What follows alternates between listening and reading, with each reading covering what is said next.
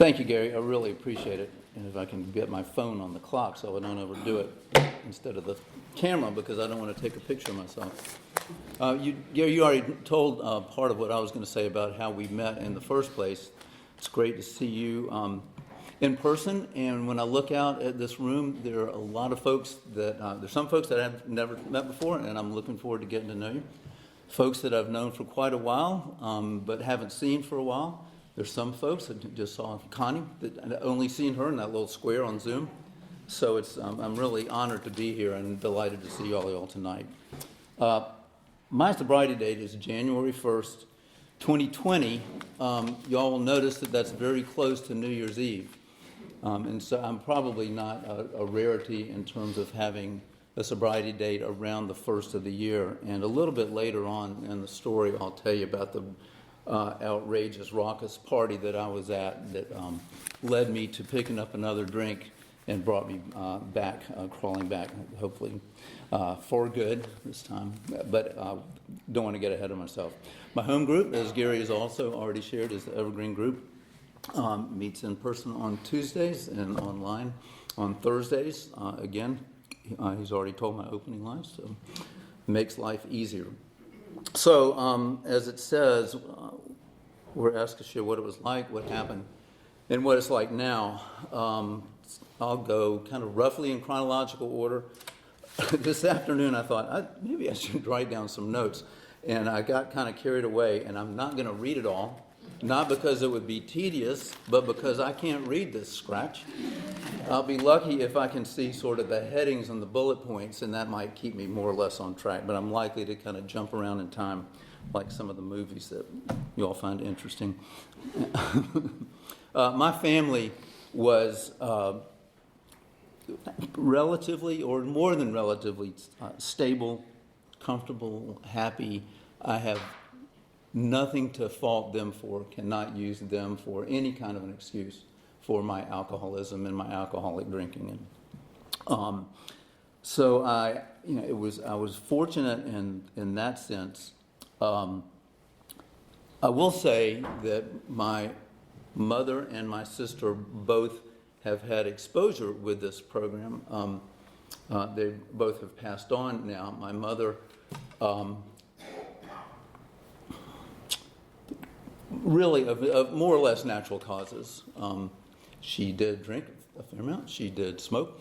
But she was of an age where it wasn't totally amazing or unexpected. My sister, on the other hand, while she was in much better shape for the last several years of her life, she had done enough damage to her liver that when she had some other medical problems, her body was just not able to keep up with it. Did I see that as an example to make me stop drinking? No, I did not. That I was impervious to any kind of examples that should have made me stop drinking. I think my parents were what you would call social drinkers. The classic, maybe a cocktail before dinner, and that was pretty much it. Sometimes they would have parties, have friends over. I don't ever remember seeing either my mother or my father falling down drunk. They did have a pretty well-stocked liquor cabinet that my friends and I discovered when we got into high school. And the very first time that I was drunk, it was, really, really drunk, it was when my friend and I had stolen some Canadian Club blended whiskey out of his cabinet and mixed it with cola. Ices, they called them then, slushies, I think is what they call them in the 7-Elevens now. It's the nastiest thing imaginable right now, but, it was sweet, and we thought it was cool, and it went down pretty easy. And the last thing kind of I remember before I passed out was kind of heading down or the bed coming up to me, and I'm fortunate that I landed on the soft part rather than the frame. The next thing I remember the next morning was waking up with the spaghetti dinner that I had eaten the night before all over my pillow in the rest of the room, and it was nasty. And something else that should have taught me, don't do that anymore. But I was ready. And throughout high school, my friends and I, the pattern that we had was, we didn't drink every weekend. I don't know what exactly the pattern was. When it was convenient, when we could get some, than we did, and sometimes just got sort of high, sometimes got rip-roaring drunk. That was not the only time that I threw up because I drank so much. But of course, I kept coming back for more. That was kind of the pattern throughout high school. I think if I had had really attentive parents, if my parents had been as attentive to me as my wife and I were to my daughter when she was growing up, they would have realized that something was wrong. They would have caught me. They would have found that the supply of liquor in the cabinet was depleting, and kind of figured out what to do. To my discredit, I let them be more distracted by my sister and her problems, challenges, misbehavior, getting in trouble. So they weren't really paying close attention to me. And one of my deep regrets, I think my sisters in my relationship healed in a lot of ways before she died. But she had died before I got to the point in the steps of making amends. So I never had an opportunity to talk to her directly in person. I did what a lot of folks did, and that my sponsor endorsed, which is write a letter to her.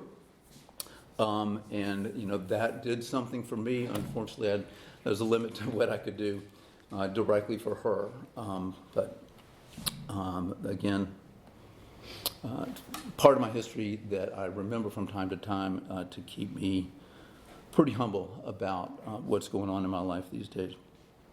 The motto that I got from that, though, was, she can't handle it. I can handle it. She always got in trouble. She got caught. I did not. And it wasn't because I was better or a stronger person than she was. It was just because I was learning to be more devious, more deceptive, and more manipulative than she was. I've had a lot of practice between then and now. I'll make just one brief mention of one of those other drugs that we're asked not to, concentrate on too much in these meetings. That one of our friends, Donnie, who refers to, was dry goods. And the first time I smoked marijuana, I just loved it. What I discovered, and I think I knew this even when I was in high school, and that when we were drinking, my friends and I, there was pretty much throughout the evening the semblance of something that could reasonably call friendship. There was something social about that. There was something about the relationships. A lot of that was phony, but a lot of it was legitimate. When I smoked dope, of course I was in a group of friends before we started, but very soon after that, all I cared about was my experience of the drug and my feelings. And that was closely associated and very soon became or transferred to my experience and my use and abuse of alcohol. That all I cared about, not all the excuses about we're socializing and, all that stuff. No, it was just the way that I felt. That's all that I cared about. And I would sacrifice over the years anything else in order to continue to have that feeling for myself. College was pretty much more of the same. Luckily, and again, not because I'm particularly smart or strong or strong-willed or careful, just I was very, very lucky a lot of the times. And I was insulated from a lot of problems that my other classmates had. So I was able to maintain pretty decent grades. I graduated in 4 years. I put myself in a position to go to graduate school, a little bit more on that. But let's see what I'm going to do here. Oh, I know. As far as what the pattern was, sometimes really and truly with my friends, we would just have a couple of beers and that was it. And then sometimes we would really, really get rip-roaring drunk. But it seemed kind of what college kids do. And it seemed, they're not particularly abnormal, not particularly dangerous. I didn't have any accidents. I didn't have any GUIs. Like I said, I didn't kill my grades. So again, I could tell myself the lie. This is all right. I'm managing it. I can handle it. There was one of the big developments along the way that is, again, another one of the lies in my story, is that at some point, my friends and I, our group, discovered wine. And wow, that, according to the really high opinion that we had of ourselves, that was a sophisticated way to drink. We kind of steered away from, beer on one end and hard liquor on the other end, and drank wine, and we drank a lot of it. And here's how sophisticated wine became for me after not too long. It was chugging the cheapest thing that I could find by myself in the kitchen, again, because I just had to have that feeling. So sophisticated. Like I said, I graduated. In the meantime, as part of our group, I had met a young lady. We got along well. We got married, and I'm going to cut to one punchline or conclusion that's a very happy one for me, is that we're still together. And I cannot. The two things that I don't understand, and I don't need to because they work. I don't fully understand how this program has worked in order to keep me sober at this point. Is this at this stage, for 4 years, but feeling happier, healthier, stronger, more confidence, more solid in my relationship than I ever have in my life. And it's thanks to this program. And why now instead of earlier? Why did it take me 30-something years? Why does it work for some people and not for others? Why does it work when some people come in and get their first white chip, that's their last white chip? I have no idea, but some blend of elements, some mixture of ingredients in the recipe have worked for me. And different mixtures have worked for other folks, and thank goodness for that. The other thing I don't understand is why my wife is still with me, because I dragged her through so many, again, no DUIs, no accidents, came really, really close a couple of times to, I'm sure, what would have been catastrophic if I hadn't literally passed out behind the wheel in the car before I started it up and heading down the road. But beyond that, those scary things, just time after time of the disappointment and the deception and the lying and the fear and the uncertainty that I put her through, the promises that I broke, for years and years and years. I was 33, 34 when I went to my first AA meeting. I'll get to that a little bit more about that. And now I'm 70.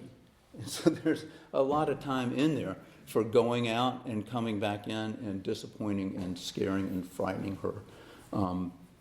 And thank goodness that she kept taking me back, and she's still with me and provides that kind of strength.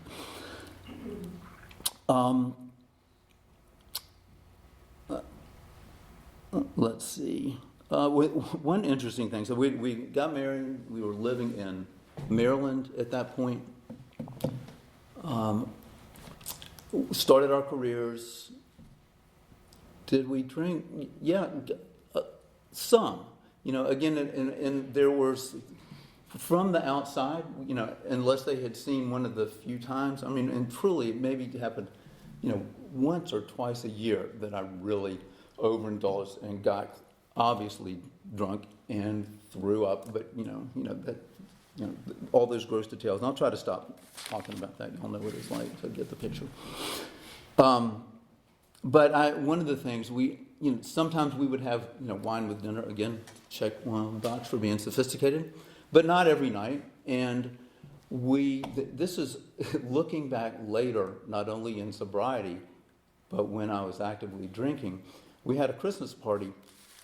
I was an English teacher, so for people in the department one time they came over. And before the party, even though we weren't regularly drinking hard liquor, as I told you before, but for that party, I got a half a gallon of vodka and a half a gallon of bourbon, and they stayed there almost full for months, for more than a year, I'm sure, because we just didn't drink it. And later on, when I was actively drinking, I thought, damn, think of the opportunity that I missed, because it was right there under my nose, and I just let it sit in the cabinet.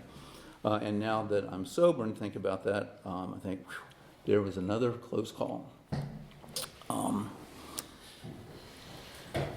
Nevertheless, there were episodes of drinking from time to time. And the lie that I was developing at that point was, I'm not an alcoholic, and I knew the word, and I had considered that before. I had some history in my family, so I, knew to be cautious, but could still say, I just drink too much sometimes. Okay, everybody does, so I'm okay.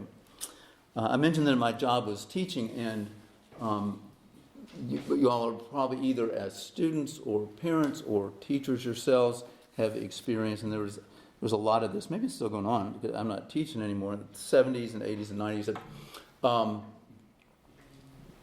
that about once a year, kind of like getting the flu vaccine or COVID shot, and okay, you're good for another year. You're going to be okay. The administration would call in, some program, either one guy or a group of folks, usually young people, who were recovering from one kind of addiction or another, and we would have a big assembly in the gym, and they would tell their stories, and that was supposed to keep our kids from drinking too much alcohol or taking drugs or whatever. And if you can imagine how much good that did, but nevertheless, it made the administration feel good, and so then they kind of went on with their business. But one of the components, and I can remember,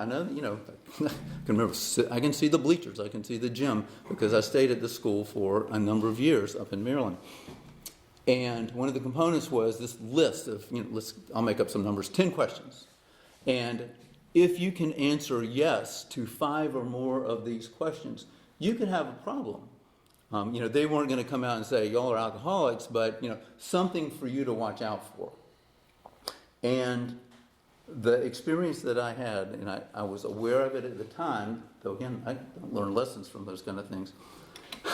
with each passing year, I could answer yes to more of those questions. Things like, do you think about the supply of alcohol? Do you have a drink early in the morning? Do you have, more than X number of drinks, more than X days in the year? Do you think about alcohol or drinking several times during the day? And like I say, more and more, I was checking off those yes boxes. Another lie, I had to keep modifying the stories that I was telling myself. The question was, was I not an alcoholic? Could I firmly check off that box anymore? Not after I was saying yes to all of those 10 questions by that point. So what I had to do then, I couldn't really revise my story anymore to tell myself that I was okay. That was the truth, that I was an alcoholic. Though I never said it. I didn't start going to AA meetings at that point, for crying out loud. I just had to ignore it, whatever way I could manage, and kind of keep on going. And it wasn't so bad that everything fell apart. Another interesting, well, I don't know how interesting is. It's significant to me as a turning point, not the turning point necessarily in my drinking. I started to notice that, in our group, for those events where, people were drinking wine and being sophisticated, that wasn't enough for me, the amount of wine that I could drink at the event, because it became obvious that I was drinking noticeably more than other people were. And so I'd start to get looks and comments from my wife. And that bothered me. And so I had to do something about that. So I would have to drink ahead of the event because I couldn't drink that as much as I wanted, obviously, at the event itself. But then, of course, it's noticeable that, the level and the bottle of wine in the refrigerator, or, for what little liquor that we did have in the cabin, that was going down too. And so, what can I do? We had some friends coming for Thanksgiving. He'd gone to college with us. He was bringing a young lady who ultimately became his fiance and then his wife. And one of my missions was to go to the store and get the wine, and they were going to be there for the whole weekend, from Thursday on through. So, there was, a certain number of bottles. And so I got what was prescribed for them or for us, because I was part of that group. But I also bought another bottle that was just for me. It's kind of stupid thinking about it, but it was port. which is stronger than wine, but it's also more detectable on your breath because it has more alcohol in it and it has, more of a rich flavor, but it tasted good, I thought, and it felt warm. And, if I was really careful about, how I hid, where I hid it and how I hid my drinking, then, I thought I could get away with it for a little bit. And like everything else, I'd worked pretty well until it didn't. But that was the first time, that I bought alcohol that was just for myself and I wasn't going to let anybody else drink, and that I hid it away.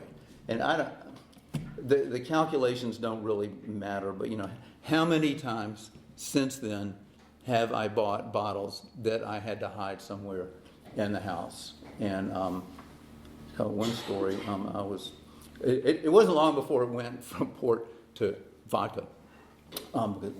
Way more bang for your buck, but I can remember when we moved from one house to another, and when you get down to the end and you're closing out getting the last stuff out of the closets, finding vodka bottles that I didn't realize or remember that I had put there and that I hadn't, gone back and disposed of the next day like I was supposed to.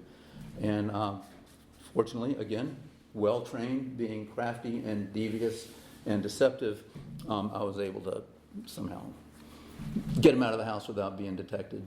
And so, I got this. So we moved. We had been living in Maryland. We moved to Florida after a little bit. There was a baby on the way. And by that point, I had had enough terrible mornings, enough feelings of guilt, enough close calls with my wife, and enough comments from her of, how many of you had? I think you've had enough. I think you've had too much. And I realized that I wasn't, in the other parts of my life, the impact on my teaching, on my relationships with my students, on being able to grade papers, on being able to prepare for class, it was taking a toll. It wasn't enough that I was immediately kicked out. That came years later. But I could tell that there was something wrong, and I thought, especially with this baby, I need to do something. And that's going to be my magic wand. The thought of this baby coming into our lives, that's going to be enough to make me stop. But it wasn't, because I didn't want to stop. But maybe it'll be enough to make me cut back. But it wasn't, because even if I did want to cut back, I couldn't cut back. So I was just, at that point, then I'm just kind of hanging on by fingernails. And so now I think we're probably getting into the what happened story, because there was never any danger. There certainly could have been, again, just lucky, that was a threat to our daughter when I was in charge of her and had been drinking. Even though I knew how stupid that was. But nevertheless, it was obvious that it was kind of getting out of control. And when my wife called Alcoholics Anonymous hotline in Jacksonville, Florida, and gave me the number and said, you need to call them, I had run out of excuses and painted myself into a corner. And so I said, yeah, I do. That did not signal, I gotta say, that I had a sincere desire to stop drinking, and I thought that a serious membership in, active participation in the steps of Alcoholics Anonymous was what I wanted when I walked up the steps, to that. There's a big clubhouse in Jacksonville on the other side of town. For one thing, I would be happy to go there because I wouldn't know anybody who was at that meeting. And I don't think I did. It was a pretty big meeting. I don't remember a lot about it. I'm pretty sure it was a speaker meeting. The couple of things that I do remember is that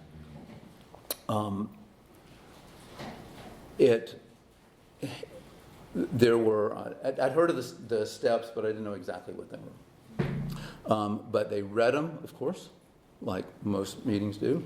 And in this clubhouse, there were 12 plaques on the wall with one of the steps on each one of them. And I can remember sort of, as I heard about that, as I heard the guy's story, whoever the speaker was, don't remember anything else about that.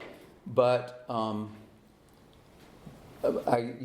would look at the steps some more. And the notion that I got, because it was going around in a circle, is that it's like a racetrack. You know, the idea is get around the lap as quick as you can, and, you know, you win something. I don't know exactly what it was, but that's just kind of a fuzzy image that I have.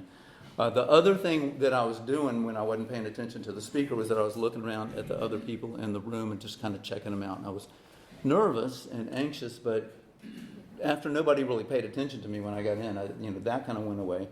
But then I was just sort of, you know, assessing the situation. And my first thought was, I'm not really like these people. And based on what? I have no idea. It was totally a self-serving assessment.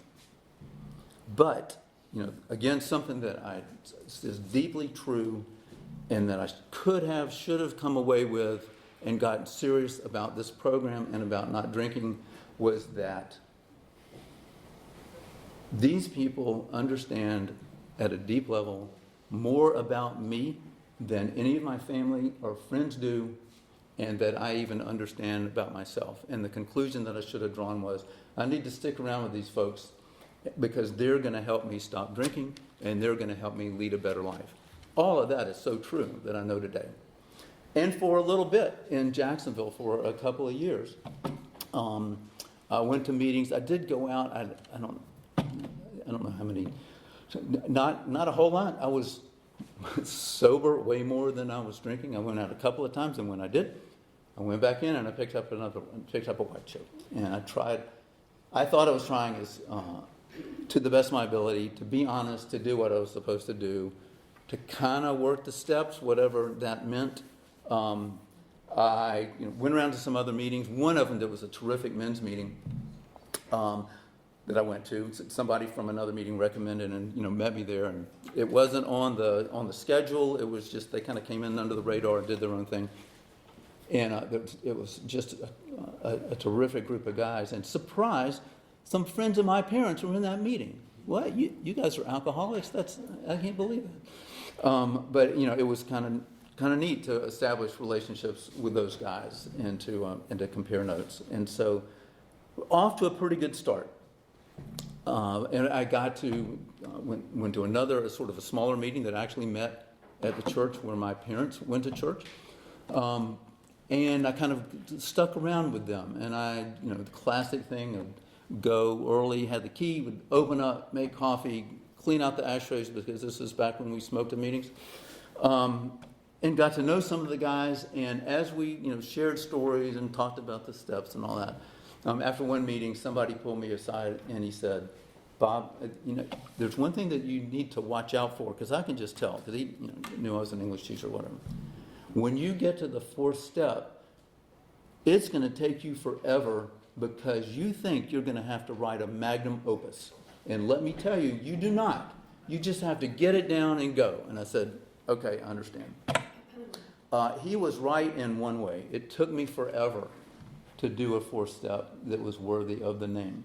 But it wasn't because I was trying to write a magnum opus. It was because I was afraid of what I would discover if I did it the way they were supposed to do. And worse than that, it would be so mortifying to share what I had written with another human being. I'm not sure exactly what it meant, to share that with God. And I realized after I thought a little bit about the notes that I scribbled down this afternoon, of the things that I had kind of left out.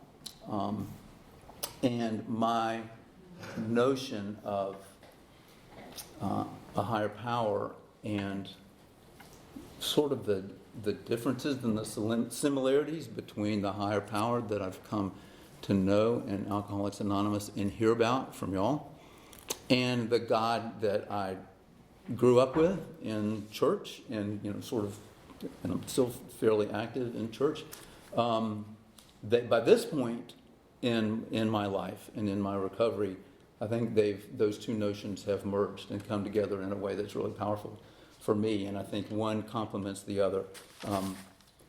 Back in the day, now, since I didn't take notes about it, I'm just talking about it off the top of my head. I think I was afraid to ask God to take away the desire to drink or to totally turn my will and my life over to the care of God as I understood Him. because I was afraid that it would really happen.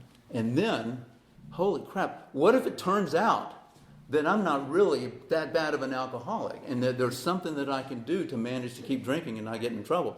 But then I've gotten God into the picture, and then he's really going to be pissed off, and I just don't want that to happen. So, that's something that I skirted around, for a long time. And it's you all have figured out, I think it's of a piece with so many other things in my thinking and my rationalization and my denial about myself and about my drinking, that I spend a lot of time telling stories to justify, the way that I'm acting and the way that I'm living. And a lot of that, again, takes me away from that notion of rigorous honesty that we hear about and how it works.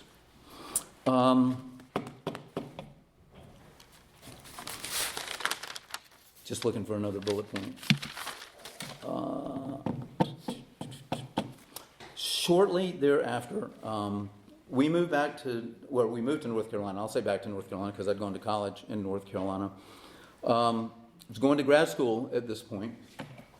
Of course, everybody in the meetings particularly the ones that I was, close to and had attended a lot, gave me the advice that you should give somebody who's moving away.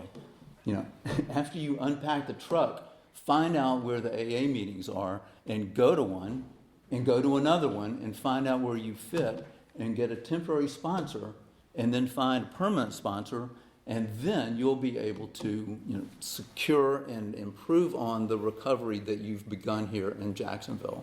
And so I nodded and said, yeah, that's a really good idea. But I got to North Carolina. By that point, I guess our daughter was just turning 4. I was up to my nose in grad school, teaching composition classes and taking literature courses. My wife was commuting to her job, the one that when she found one, she's qualified to do a lot of things, but there's another long story that meant that the job that she found that was suited to her skills and experience was way out of town, and we were living in Chapel Hill in student family housing. And so between all of that, it was pretty clear, right? I'm too busy to start drinking again with all of that stuff going on in my life. And as a matter of fact, that worked. And that was the case for, I don't know, for maybe 3 or 4 years. Again, like every other thing, it was working great until it wasn't. But I didn't have anything solid in this program of recovery to save me for when that plan wasn't working. Stay busy and you won't start drinking again. We moved, shortly thereafter, we moved to Southern Pines. I managed to convince myself, like a lot of disaster stories start with, somebody thought it would be a good idea to, fill in the blank. And, stuff goes wrong after that when you do that. Well, the somebody was me. And the good idea was, to pick up another drink. And I managed to do that. And as somebody has told me once, if you start drinking again, the very worst thing that can happen to you is nothing. Because then you'll think that you've got it. And you will drink again. And maybe 2 times, or 3 times, you'll be able to hit that magic number, or you'll be able to be so deceptive that nobody will catch you that you've been drinking again. By this time it's been decades since my story to the public, to my wife especially, and my family and my friends was, I'm a recovering alcoholic and I go to AA meetings and I don't drink. But, the real Bob was, it stretches from time to time, drinking as much as he could possibly manage to get away with. And that was, going through this cycle again and again was just devastating for my wife. And in retrospect, I could see that it was devastating to me as well. My denial was stronger than my awareness of devastation. And so I kept on keeping on. I went to, one of those times when it was clear that I was I was caught. I had to go back to a meeting. I had to pick up another white chip. We lived in Aberdeen, and most of the meetings that I went to when I started going back were at the Wilder Building. And you all know, and a lot of them are large meetings. And I thought, consciously or unconsciously, I can be kind of anonymous there, not in the good way that our program preaches, but that I can just stay under the radar, even from the people in the rooms who are going to come up and try to tell me to go to some other meeting and make sure that I have a sponsor and all this stuff. Just, I got the chip. I'll come to the meetings. Please leave me alone. And I'll just slink back in my seat in the back of the Wilder Building. If there's a discussion meeting and it happens to hit on me every once, I know what to say now. And a lot of times, I was as serious as I thought I could be about this program and the steps, except for, of course, that fourth step that I was too afraid to do. But nevertheless, kind of going through a lot of the motions. But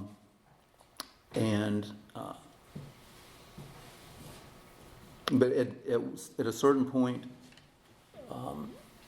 we moved into Southern Pines, and I started going to meetings in this area. I've been to a bunch of meetings in this room. And in the before times are for a variety of reasons, some medical issues that are thankfully pretty much gone at this point. I went, even when other people came out after the pandemic was more or less manageable, I still had to stay out of circulation for a long time. So mostly went to Zoom meetings. We talked about that a little bit. So, but before then, I went to a number of meetings in the area. Liked this one a lot. Liked the Evergreen Group a lot. We were meeting at the at Brownson, at the Presbyterian Church at that point. And the first meeting that I went to then, I just knew it was at the church, but I didn't know where at the church. I saw that there, of course, I was late. If I'd been on time, I would see people milling around, and I'd find out where the meeting was, but I wasn't. So but found the parking lot, kind of poked my way up some stairs, and I found a bunch of people who were sitting in a circle talking about, I could tell, they were talking about the problems that they caused and the lying and how great it was to be clean or to be sober. I can't remember exactly what they said, but so I said, this must be the place. So I came in. 5 minutes later, I started to connect some dots. Oh, this is an NA meeting. That's all right. It was still helpful. In that case, I saw somebody that I knew there too. It's amazing the connections that we have in these groups. But they told me where the AA meeting went. And so, I hung around with the Evergreen Group and moved over to another church. At that point, my dear sponsor, who is now a meeting of this group, was a meeting of the Evergreen Group. Now, they had both a big book study group, which he was a part of, and I hung around with the discussion group. But nevertheless, when I had heard him talk, he said a lot of things that made sense to me. And he had sense of humor. And he seemed like he was genuinely friendly and had a kind of a real warmth. And so at that point, I really did want to sponsor and want to recover and want to stop drinking. And so I asked him if he would be my sponsor. And he said yes. And that was terrific. And our pattern, pretty much was, we will, see each other at this, once a week, probably at this meeting, maybe at some other meetings as well. Call each other, or I'll call you on Sunday nights or whenever it was. And again, things went along pretty well. In fact, I don't have the number there. I've got a number for another stretch of years. But again, at some point, I persuaded myself that it would be a good idea to pick up a drink because everything's going fine and I can manage this. Another one of those great lies, my biggest lie to myself. What went wrong was it, and I need to make it really, really clear. It's not at all the responsibility of my sponsor. It's totally because I wasn't doing what I said I was going to do. I wasn't, those very opening steps of acknowledging that and of being truthful and of, being honest about myself and honest with other people, and cultivating that relationship with a higher power, and building on sobriety in order to rebuild relationships. Again, really good at walking the walk, but not internalizing it. And without that kind of foundation, it fell apart. And so I decided to pick up a drink again. And of course, when we say, or a lot of us, pick up a drink again, it's not one drink, it's lots. So more crashing and burning, and a really difficult phone call to let him know what had happened. And so he also agreed to stick with me, as my wife had done, thank God. But we did make an adjustment, though, a couple of them. Besides what we had been doing before, he said, we're also going to have an extra meeting, just you and me, every week, and we're going to read the big book through together, page by page, paragraph by paragraph, sentence by sentence, and we're going to stop when we need to and talk about it and what it means to us, what it means to you, what it means to your recovery, and most important, what you have to do. When we got to a prayer, we would pray earnestly. We wouldn't just read about the prayer. When we got to the section on the steps, we did the steps. And for 1, 2, and 3, it was pretty much, a lot of discussion, reflection, meditation, prayer, assessment. Are you getting this? And I thought, and he agreed, you do. When I got to the 4th step, by God, I sat down and I did it. And by that point, this is what's sort of amazing about this program, and one of the two parts in how it works that really strike me every time I hear it. And I've already talked about the opening and all that business about honesty that really makes my hair stand on end, because I wasn't in that pretending to be for too long. And the other part is toward the end of the steps. It says, having had a spiritual awakening as a result of these steps. And I can't define what a spiritual awakening is. I think something like that must have happened because I'm here today after, all of those half-baked measures.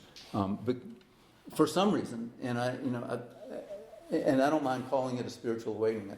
I don't see flashes of light or hear the voice of God, but there's a change in my heart that kind of manifests itself in the way that I live my life now. And it's not me. As a result of these steps, it's not just what I read in the book. It's what I see in you all and what I hear in what you contribute to meetings. And if we bump into each other in town and have that flash of recognition, that you're not just a familiar face, but we know each other again on a deep level that not everybody has. That was remarkably, and went through. I'm going to give some shortened versions of some of the things. I had no clue how long this was going to take, but it turned out that going through the steps was an incredible relief. Both the 4th step for me to write it, and the 5th step for me to share it with that sponsor who was so forgiving and supporting, gave me, I think the reason that I wanted to emphasize as a result of these steps is the genius which that sequence allows. I was not able to do any of the later steps until I had worked the earlier steps, seriously and honestly, that lead up to them. And thank goodness, because of y'all, I was able to do that. Things rocked along really well for about 6.5 years. Until, I haven't said the word complacent yet, but this is probably the time for that. Because after that, that's way longer of sobriety that I had strung together, since the 30-something years that I'd been in the program, by far. And things looked good, and the job was pretty good, and my relationship with my wife was pretty good. Until that, I told you I would tell you about this raucous blowout on New Year's Eve party that that led to my last drink. Ordinarily we have a group of friends, and there for a while when we were younger, we would have meet at one of our houses and have dinner and stay up to midnight and watch the TV or listen to the ball come down or something.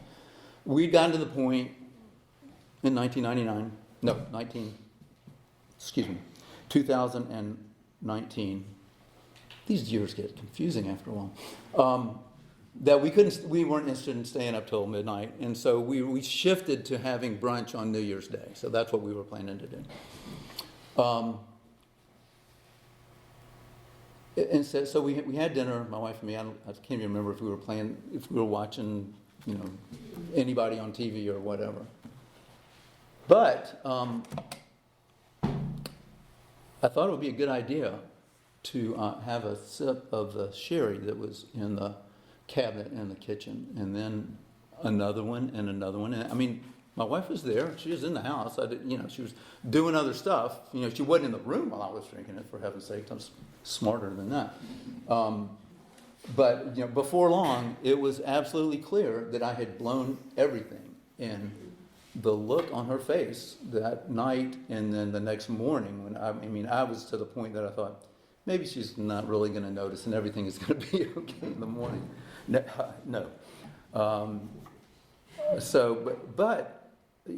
Somehow, once more, I apologized, and it must have sounded sincere. And she said, "What are you going to do?" I said, "I'm going to go down to the meeting at the Wilder Building at noon and pick up a white chip." And so we made up an excuse, and she called our friends, and I couldn't go to brunch, blah, blah, blah. But I went, and it was tough, but I did it, and saw, of course, some familiar faces in the meeting, and found a friend from my home group after the meeting, and went and talked to him,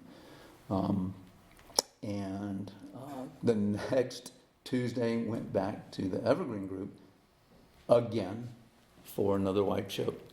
And one of the most reassuring things that I heard, there's a guy who pulled me aside after the meeting, and he said, and he's got years and years of sobriety, "What time did you get up this morning, Bob?" And I thought, oh God, he's going to say, you need to start every day with meditation and reading the big book and making a gratitude list.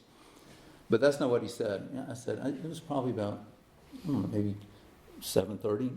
He said, "All right, well, you've got one more hour of sobriety than I do."